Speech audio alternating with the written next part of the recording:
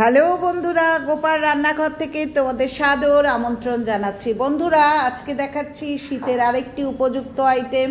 শিম খেতে খেতে তো একদম ভালো লাগে না, আর এক ধরনের আইটেম। এই জন্যে করলাম হচ্ছে শিম বাটা বা শিমের ভর্তা।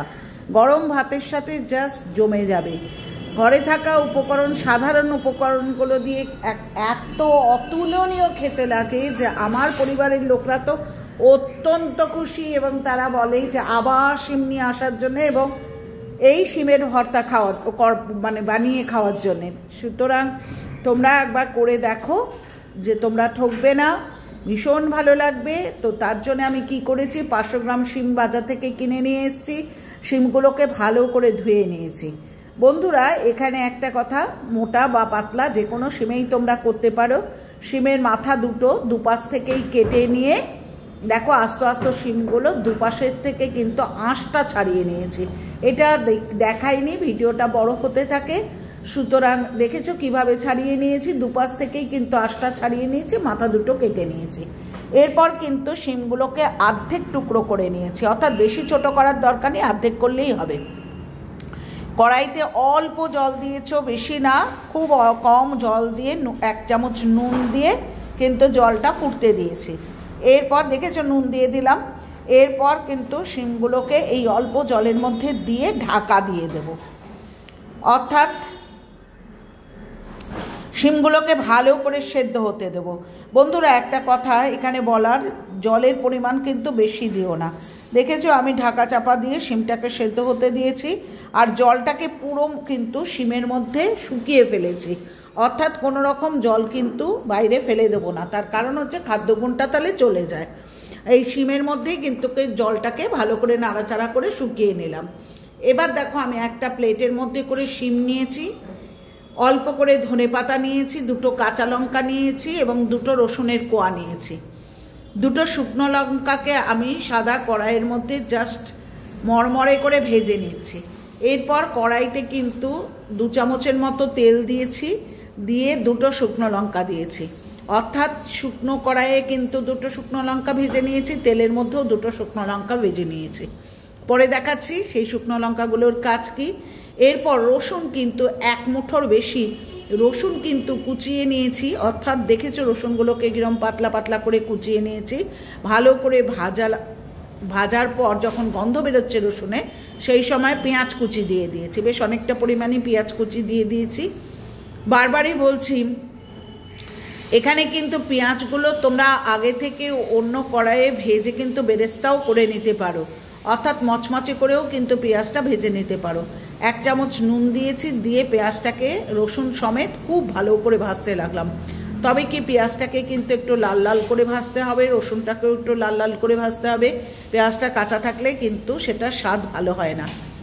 দেখেছো বন্ধুরা, আমি পেঁয়াজটাকে কিন্তু অনবরত নাড়াচাড়া করে নুন সমেত কিন্তু ভালো করে ভাজতে লাগলাম। যখন পেঁয়াজটা লাল হয়ে যাচ্ছে, আমি কিন্তু শিমটাকে ধনেপাতা, কাঁচা লঙ্কা এবং রসুন সমেত ওই সেদ্ধ শিমটাকে কিন্তু শিলনোড়াতে বেটে নিয়ে এসেছি। তোমরা কিন্তু প্রয়োজনে মিক্সিতেও বেটে নিতে পারো, তবে মিক্সিতে বাটলে একটু নরম বেশি হয়, ব্যাটব্যাটে হয়। দেখেছো শিম বাটাটা আমি দিয়ে দিলাম, আমি কিন্তু শিলনোড়াতে বেটে নিয়ে এসেছি, যার জন্য ভীষণ ভালো বাটাটা হয়েছে। দেখেছো পেঁয়াজটা লাল লাল করে ভাজা হয়ে গেছে, রসুনটা লাল লাল করে ভাজা হয়ে গেছে। এরপর আমি শিম বাটাটা দিয়ে ভালো করে নাড়াচাড়া করতে লাগলাম। অনেকে কিন্তু কালো জিরে ফোড়ন দেন, আমি কালো জিরে আর ফোড়ন দিইনি, কারণ এমনি রসুনের গন্ধে ভীষণ সুন্দর লাগে। একটুখানি হলুদ দিয়ে দিলাম, ঠিক আছে, দিয়ে আবার ভালো করে নাড়াচাড়া করতে লাগলাম। বন্ধুরা, আমি কিন্তু আগেই লবণ দিয়েছিলাম, পেঁয়াজ ভাজার সময় কিন্তু আমি লবণ দিয়েছিলাম। সুতরাং লবণের পরিমাণটা কিন্তু একটু নিজেরা নিজেদের প্রয়োজন অনুযায়ী দেখে নিও। অল্প সামান্য চিনি দিলাম, কারণ যে কোনো জিনিসটা ব্যালেন্স হওয়ার জন্য একটু চিনির প্রয়োজন আছে। একটু কাঁচা লঙ্কা আমি কিন্তু বেটে নিয়েছি 2টো, তা সত্ত্বেও কিন্তু একটু কাঁচা লঙ্কা, অর্থাৎ একটা কাঁচা লঙ্কা কিন্তু কুচিয়ে দিয়ে দিয়েছি, ঠিক আছে। এইবার ভালো করে নাড়াচাড়া করলাম। বেশ যখন শুকিয়ে এসছে, দেখেছো কড়াইয়ের মধ্যে লেগে লেগে যাচ্ছে, বেশ যখন শুকিয়ে এসছে, জল অবস্থায় কিন্তু নামিয়ে ফেলো না। বেশ যখন শুকিয়ে এসছে, অর্থাৎ রঙটার পরিবর্তন হয়েছে, কড়াইয়ে লেগে লেগে যাচ্ছে, শুকনো মতো হয়ে গেছে, সেই সময় কিন্তু আমি শিম ভর্তাটাকে নামিয়ে দেবো। ঠিক আছে, এখানে কিন্তু ভালো করে বারবারই বলছি জলটা কিন্তু ভালো করে শিমের মধ্যে কিন্তু শুকিয়ে নিতে হবে। জল অবস্থায় কিন্তু নামিয়ে দিও না। দেখো খুন্তিটা নাড়ানো কতটা কষ্ট হচ্ছে, অর্থাৎ একদম জলটা শুকিয়ে গেছে, শুকনো শিম হয়ে গেছে। দেখেছো কড়াইয়ে লেগে লেগে যাচ্ছে। এবার আমি নামিয়ে দেব। কিভাবে নামাবো, ওপর থেকে খানিকটা 1 মুঠ বা 1 মুঠের বেশি, এখন তো ধনেপাতা সস্তা, অর্থাৎ ডাটা সমেতই ধনেপাতা দিয়ে দাও, দিয়ে ভালো করে আবার নাড়াচাড়া করতে লাগো। বাস হয়ে গেল সুন্দরভাবে তৈরি আমার শিম ভর্তা।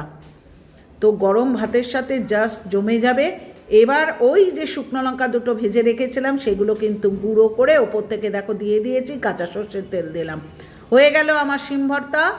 কি অপূর্ব দেখতে হয়েছে দেখো, দেখলেই লোভ লাগছে। গরম ভাতের সাথে একবার করে খাও, দেখবে আর শিমের অন্য কোনো রেসিপি ভালো লাগবে না। এটা আমার রিকোয়েস্ট রইল। আর পুরনো বন্ধুরা যেরমভাবে প্রত্যেকটা সুন্দর সুন্দর কমেন্ট করছে সেইভাবেই করো, তোমাদের কাছে আমি কৃতজ্ঞ। আর নতুন বন্ধুরা চ্যানেলটা সাবস্ক্রাইব করো, লাইক করো, কমেন্ট করো, শেয়ার করো। তোমাদের একটি কমেন্টের মূল্য কিন্তু আমাদের কাছে অপরিসীম। তোমাদের সুন্দর কমেন্টই কিন্তু আমাদের ইন্সপায়ার করে পরবর্তীকালে একটি ভালো ভিডিও আবার নিয়ে আসার জন্যে। ঠিক আছে, আর নতুন বন্ধুরা তোমরা অবশ্যই পাশে থাকা বেল আইকনটা প্রেস করো, চ্যানেলটা সাবস্ক্রাইব করো, লাইক করো, কমেন্ট করো, শেয়ার করো। তো আজ আসি, পরের দিন ফিরবো আবার কোনো নতুন আইটেম নিয়ে। আর বারবারই অনুরোধ রাখছি, তার কারণ হচ্ছে একটা চ্যানেল তৈরি করার জন্য অনেক পরিশ্রম থাকে, প্রত্যেকেরই হয়। সুতরাং প্রত্যেকের চ্যানেলটা ভিজিট করো, অর্থাৎ 5 জনকে যদি ফুল ওয়াচ করতে পারো, 5 জনকেই ফুল ওয়াচ করো, সবাইকে ওয়াচ করার দরকার নেই। তার কারণ হচ্ছে যে ওয়াচ টাইমটা না হলে তো জানো আমাদের উদ্দেশ্য সিদ্ধ হবে না। আর আমার যেমন দরকার তোমারও কিন্তু ফুল ওয়াচ টাইমটা দরকার। সুতরাং প্রত্যেকে ফুল ওয়াচ করো। আর আজ আসি, পরের দিন ফিরবো আবার কোনো নতুন আইটেম নিয়ে। টাটা, ভালো থেকো সবাই।